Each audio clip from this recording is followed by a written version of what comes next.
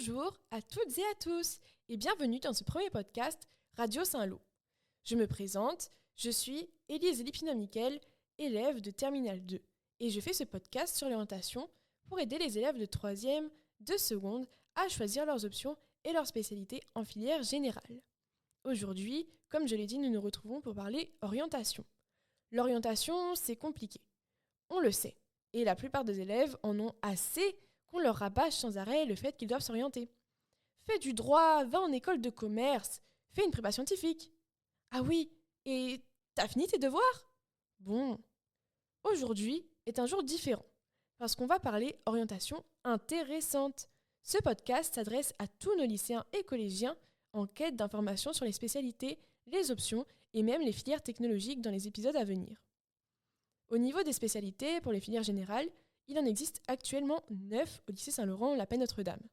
Les spécialités sont les suivantes: mathématiques, physique, SVT, NSI, SES, AMC, HLP, AGGSP et arts plastiques. On va commencer par les sciences. Et quoi de mieux que les maths pour commencer ? Les maths, ce sont un gros trauma pour les uns et une joie pour les autres. Au lycée, vous verrez beaucoup de choses d'un certain niveau qu'il faut avoir pour que les profs de maths ou que n'importe quelle autre matière t'acceptent en classe. En effet, à la fin de la seconde, tu vas demander tes spé définitives et peut-être tes options.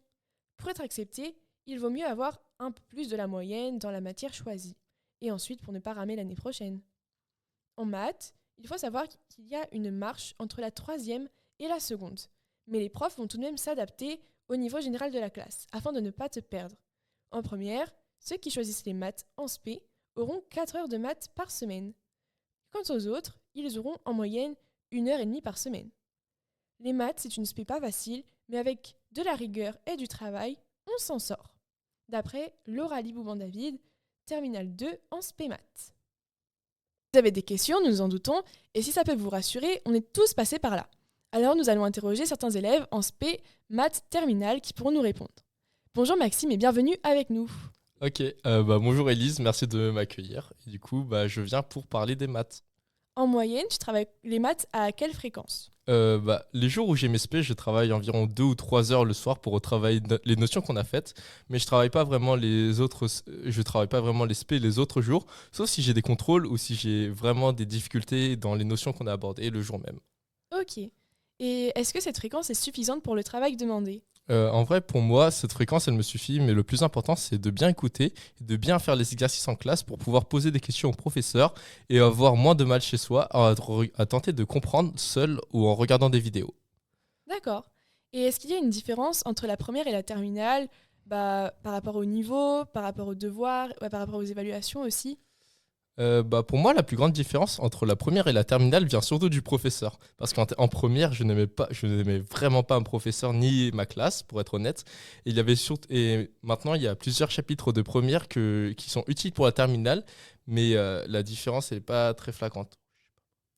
Est-ce que l'aspect maths, c'est comme tu l'imaginais en seconde, si tu avais déjà l'idée de quelle spécialité tu voulais prendre à ce moment-là ? En seconde, j'imaginais juste l'aspect comme des cours habituels, mais je me suis rendu compte que j'ai dû augmenter la fréquence de travail et plus payer attention en classe.